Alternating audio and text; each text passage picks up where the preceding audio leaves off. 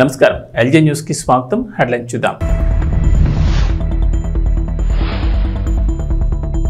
PCC కొత్త అధ్యక్షుడిపై suspense. ఢిల్లీలో రాష్ట్ర నాయకత్వం మంతనాలు. హడలెత్తిస్తున్న Hydraa. Nagarjuna N convention centre కూల్చివేత.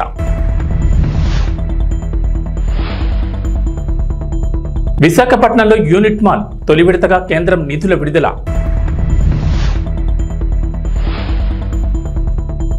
వైసీపీలో జగన్ మార్పులు చేర్పులు.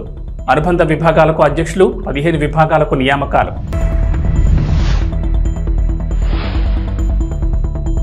తెలంగాణకు రెయిన్ అలర్ట్. నేడు పలు జిల్లాల్లో భారీ వర్షాలు. ఎల్లో అలర్ట్ జారీ చేసిన అధికారులు. అక్రమ నిర్మాణాల కూల్చివేతతో హాట్ టాపిక్ గా మారిన Hyderabad disaster response and assets monitoring and protection ఎక్కడ తగ్గడలేదు. ఎవరైతే నాకేంటి అంటూ హైడ్రా అధికారులు కూల్చివేతలు కొనసాగిస్తున్నారు. తాజాగా హైదరాబాద్ మాదాపూర్లోని ఎన్ కన్వెన్షన్ను హైడ్రా అధికారులు కూల్చివేస్తున్నారు.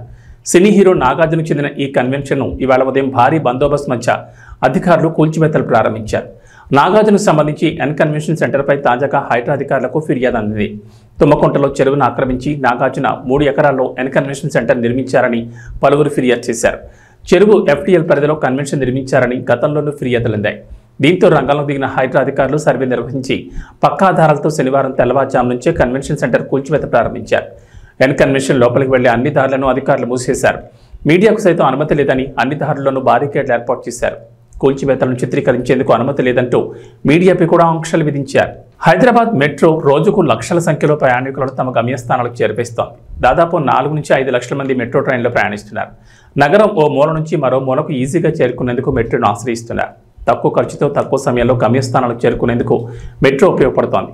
అయితే ఇంతటి ఆదరణ ఉన్న మెట్రోలో ఇప్పటికీ కొన్ని సాంకేతిక సమస్యలు ప్రయాణికులను ఇబ్బందులు గురిచేస్తున్నాయి. కొన్నిసార్లు వారి జేబుకు చిల్లులు పెడుతున్నాయి. తాజాగా అటువంటి అనుభవం ఎదురైంది ఓ ప్రయాణికుడికి.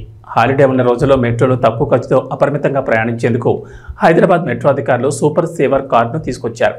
59 రూపాయలు రీఛార్జ్ చేసుకుంటే నగరం అంతా మెట్రో రూట్లలో అపరిమితంగా తిరగవచ్చు. అయితే ఇవాళ ఉదయం ఎల్బీ నగర్ మెట్రో స్టేషన్లో ఓ ప్రయాణికుడు సూపర్ సేవర్ కార్డ్ రీఛార్జ్ నేడు 4వ శనివారం హాలిడే చేసుకునేందుకు ప్రయత్నించగా అతడికి చేదు అనుభవం ఎదురైంది. జేబులో డబ్బులు లేకపోవడంతో క్యూఆర్ కోడ్ స్కాన్ చేసి డబ్బులు చెల్లించాలని భావించాడు. అయితే మెట్రో స్టేషన్లో సిగ్నల్ ప్రాబ్లం ఎదుర్కోవడంతో రీఛార్జ్ కావడం లేదని సిబ్బంది చేతులెత్తేశారు. 2-3 క్యూఆర్ కోడ్ మెషిన్లు పరిశీలించిన అందులోనూ నో సిగ్నల్ను చూపించడంతో మెట్రో సిబ్బంది డబ్బులు ఇచ్చి రీఛార్జ్ చేసుకోవాలని సూచించారు. తెలంగాణ పిసిసి నూతన అధ్యక్షుడి నియామకంపై సస్పెన్స్ కొనసాగుతోంది. ఆ పదవి ఎవరికి దక్కుతుందనేది హాట్ టాపిక్గా మారింది. కొత్త అధ్యక్షుడి నియామకాన్ని కొలికి తెచ్చేందుకు కాంగ్రెస్ అధిష్టానం ప్రయత్నిస్తోంది. ఈ మేరకు సీఎం రేవంత్ రెడ్డి నేతృత్వంలోని రాష్ట్ర నాయకత్వం శుక్రవారం ఢిల్లీలోని పార్టీ పెద్దలతో సమాలోచనలు చేసింది. పార్టీ అధ్యక్షుడు ఖర్గే, రాహుల్ గాంధీ, కేసీ వేణుగోపాల్, దీపాదాస్ మున్షిలతో రేవంత్, డిప్యూటీ సీఎం భట్టి, మంత్రి ఉత్తమ్ విడివిడిగా మాట్లాడారు. ఈ మేరకు కొత్త అధ్యక్షుడి నియామకంపై వారి అభిప్రాయాలు తెలుసుకున్నట్లు తెలిసింది. ప్రస్తుతం పిసిసి అధ్యక్షుడిగా సీఎం రేవంత్ రెడ్డి కొనసాగుతున్నారు. పిసిసిగా ఆయన 3 ఏళ్ల పదవీ కాలం నెల క్రితమే ముగిసింది. దీంతో కొత్త అధ్యక్షుడి ఎంపిక అనివార్యమైంది. పిసిసి రేసులో చాలా మంది నేతలు ఉన్నారు. దీంతో సామాజిక అంశాలను పరిగణలోకి తీసుకుని పిసిసి అధ్యక్షుడిని ఎంపిక చేయాలని భావిస్తున్నారు. ప్రస్తుతం రెడ్డి వర్గానికి చెందిన రేవంత్ సీఎంగా ఉండగా మరో బలమైన సామాజిక వర్గానికి ఆ పదవిని కేటాయించనున్నట్లు సమాచారం. ఏపీలో వాలంటీర్లకు శుభవార్త చెప్పింది ప్రభుత్వం. వాలంటీర్ వ్యవస్థ రద్దు చేసే ఆలోచన ప్రభుత్వానికి లేదని గ్రామ వార్డు వాలంటీర్లు, సచివాలయాల శాఖ సంచాలకులు ఎం శివప్రసాద్ స్పష్టం చేశారు. సాంకేతిక కారణాల వల్ల వారి గౌరవ వేతనాలు 2 నెలల నుంచి బకాయిలు పడ్డాయని తెలిపారు. ఆ బకాయిల్ని విడుదల చేయమని ఆర్థిక శాఖకు నివేదికలు కూడా పంపామన్నారు. త్వరలో జరిగే కేబినెట్ సమావేశంలో ఈ అంశం ఆమోదించే అవకాశం ఉందని, వాలంటీర్లలో అత్యధికులు విద్యార్థికులు కావడంతో వారిని మరింత ఉన్నత స్థానాల్లో తీసుకునేలా ప్రభుత్వం ప్రణాళికలు రూపొందిస్తుందన్నారు. అంతేకాదు వాలంటీర్లకు స్కిల్ డెవలప్మెంట్ శిక్షణ కూడా ఇవ్వనుందని, గౌరవ వేతనం పెంపు తదితర అంశాలపై పరిశీలిస్తుందన్నారు. వాలంటీర్ల వ్యవస్థ కొనసాగింపు, ఇతర అంశాలపై అనవసర అపోహలు వద్దన్నారు శివప్రసాద్. సచివాలయ వ్యవస్థ ఉంటుందని, వాలంటీర్లను తొలగించబోమని అన్నారు. ప్రజా ప్రయోజనాల కోసం వాలంటీర్ల వ్యవస్థ ఏర్పాటు చేశారని, వారి ఉద్యోగ భద్రతకు ఎలాంటి ఇబ్బంది లేదన్నారు శివప్రసాద్. విశాఖవాసులకు కేంద్రం గుడ్ న్యూస్ చెప్పింది. నగరంలో ఫేమస్ మాల్ ఏర్పాటు కాబోతోంది. కేంద్రం దేశవ్యాప్తంగా చేనేత హస్తకళను ప్రోత్సహించేందుకు మంజూరు చేసిన యూనిట్ మాల్ నగరంలోని మధురవాడలో ఏర్పాటు చేస్తారు. రాష్ట్ర ప్రభుత్వం మాల్ నిర్మాణానికి వేగం పెంచింది. ఇప్పటికే డిపిఆర్ సిద్ధం చేయగా ఇప్పటికే జ్యుడిషియల్ ప్రివ్యూను పూర్తి చేసి టెండర్ ప్రక్రియను ప్రారంభించారు. ఈ మాల్ను మొత్తం 172 కోట్లతో నిర్మిస్తారు. అయితే ఇప్పటికే తొలి విడతగా 86 కోట్లను కేంద్రం మంజూరు చేసింది. మాల్ నిర్మాణానికి నిధులు సింగిల్ నోడల్ అకౌంట్లో జమ చేస్తారు. ఈ మాల్ ప్రాజెక్టును 2 ఏళ్లలో పూర్తి చేయాల్సి ఉంటుంది. వచ్చే ఏడాది మార్చి లేదా ఏప్రిల్ నెలలో మిగిలిన నిధుల్ని కేంద్రం విడుదల చేయనుంది. ఈ నిధుల్ని 50 ఏళ్ల కాలానికి వడ్డీ లేని రుణంగా కేంద్రం అందజేస్తోంది. మధురవాడలో నిర్మించే ఈ మాల్ ఋషికొండ బీచ్కు 5 కిలోమీటర్ల దూరంలో ఉంటుంది. దీన్ని సముద్రపు ఒడ్డున 5 ఎకరాల్లో G+4 తరహాలో నిర్మించేందుకు డిజైన్ సిద్ధం చేశారు.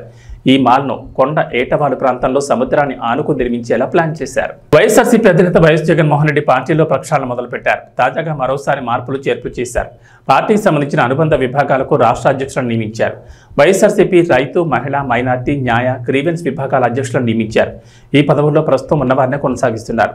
వైఎస్ఆర్సీపీ రైతు విభాగం అధ్యక్షుడిగా ఎంవీఎస్ నాగిరెడ్డి, వైఎస్ఆర్సీపీ రాష్ట్ర మహిళా విభాగం అధ్యక్షురాలిగా MLC Varadu Kalyani, YSRCP minority cell అధ్యక్షుడిగా ఖాదర్ బాషా, వైఎస్ఆర్సీపీ లీగల్ సెల్ అధ్యక్షుడిగా మనోహర్ రెడ్డి, వైఎస్ఆర్సీపీ గ్రీవెన్స్ విభాగం అధ్యక్షుడిగా నారాయణమూర్తిని కొనసాగించారు.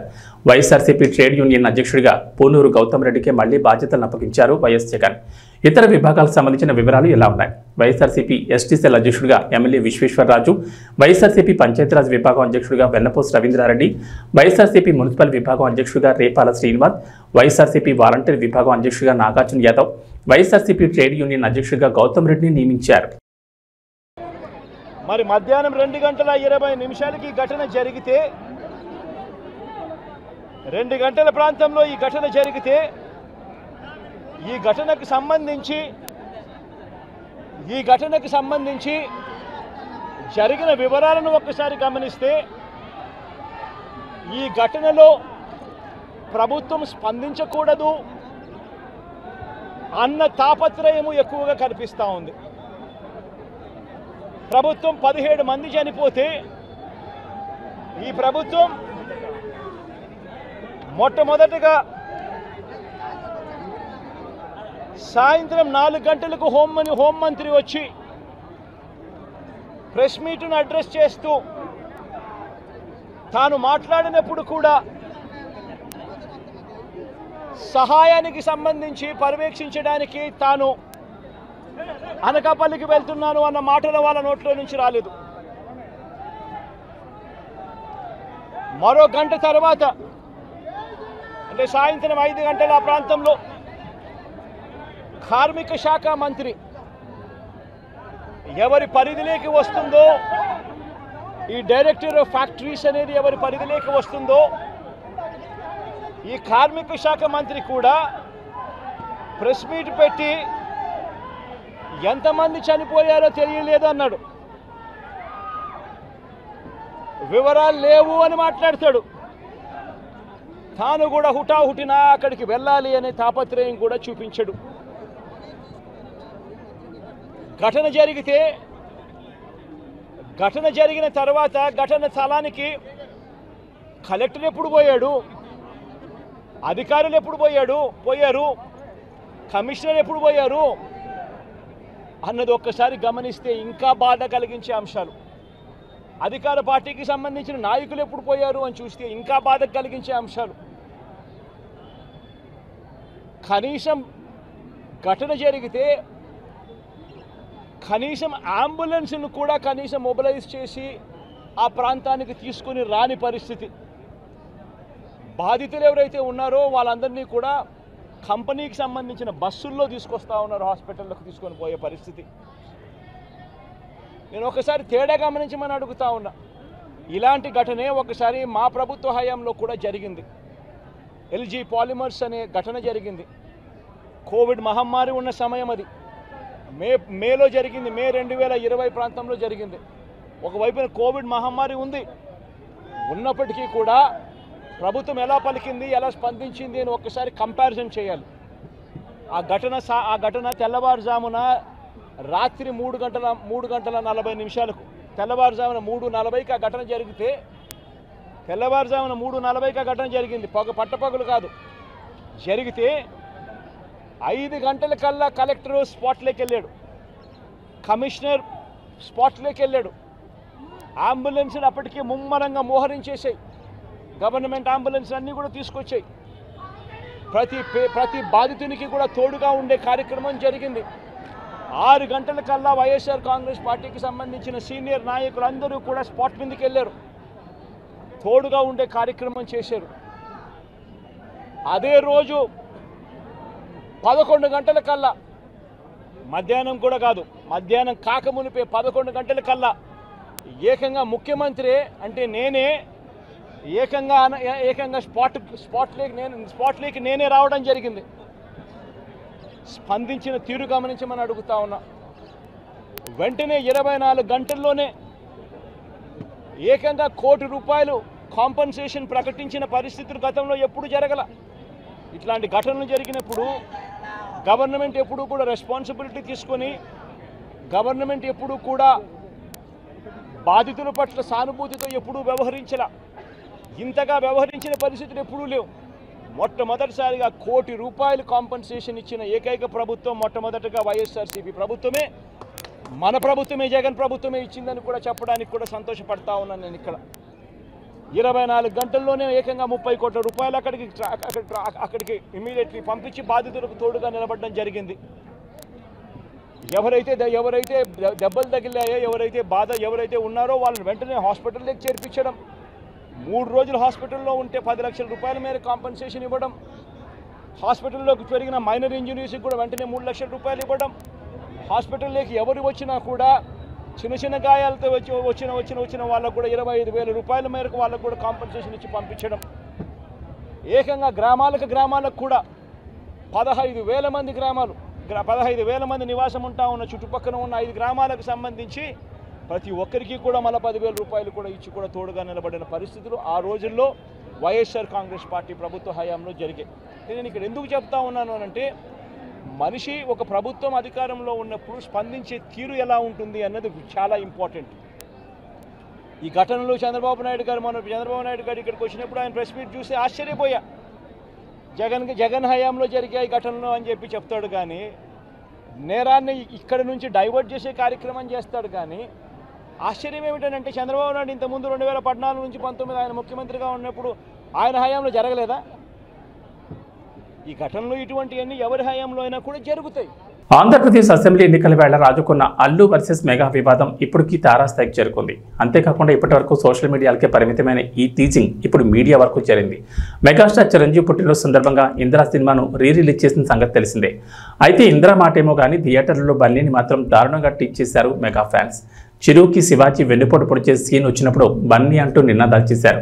ఇక ఈ వీడియోలు సోషల్ మీడియాలో తెగ వైరల్ అయ్యాయి. అయితే వీటికి బన్నీ ఫ్యాన్స్ కూడా గట్టిగానే కౌంటర్లు వేశారు. కానీ ఇప్పటివరకు సోషల్ మీడియాకే పరిమితమైన ఈ ఫ్యాన్స్ వార్ ఇప్పుడు మీడియా ముందుకు వచ్చేసింది. ఇందిరా రిలీజ్ వేళ ఫ్యాన్స్ ముందు మీడియా మైకు పెట్టడం పాపం. అల్లు అర్జున్పై ఓ రేంజ్లో రెచ్చిపోయారు మెగా అభిమానులు. ఈ వీడియోలు కూడా ఇప్పుడు వైరల్ అవుతున్నాయి. ఇక వాతావరణ విషయానికి వస్తే తెలంగాణలో గత కొన్ని రోజులుగా వర్షాలు కురుస్తున్నాయి. అన్ని ప్రాంతాల్లోనూ జోరుగా వానలు పడుతున్నాయి. తాజాగా రాష్ట్రానికి మరోసారి రెయిన్ అలర్ట్ జారీ చేసింది హైదరాబాద్ వాతావరణ శాఖ.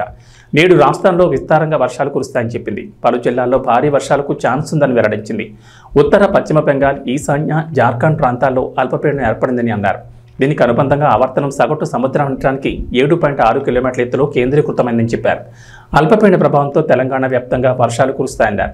మరో 5 రోజుల పాటు రాష్ట్రంలో భారీ వర్షాలు కురిసే అవకాశం ఉందన్నారు. నేడు నిర్మల్, నిజామాబాద్, కామారెడ్డి, జగిత్యాల, ఆదిలాబాద్, కొమరంభీం, ఆసిఫాబాద్, మంచిర్యాల, భద్రాద్రి కొత్తగూడెం, ఖమ్మం, మెదక్, ములుగు, కరీంనగర్ జిల్లాలో ఓ మోస్తరు వర్షాలకు ఛాన్స్ ఉందని చెప్పారు. నిర్మల్, సంగారెడ్డి, మెదక్, కామారెడ్డి, నిజామాబాద్, రంగారెడ్డి, వికారాబాద్ జిల్లాల్లో భారీ వర్షాలకు ఎక్కువ అవకాశాలున్నాయని చెప్పారు. ఈ మేరకు ఆయా జిల్లాలకు ఎల్లో అలర్ట్ జారీ చేశారు. భారీ వర్షంతో పాటు ఉరుములు, మెరుపులు ఉంటాయని, పలు చోట్ల పిడుగులు పడే ఛాన్స్ ఉందని చెప్పారు. గంటకు 30 నుంచి 40 కిలోమీటర్ల వేగంతో బలమైన ఈదురుగాలులు వీస్తాయని అన్నారు. ఏబీ బులెటిన్ విశేషాలు. నమస్కారం.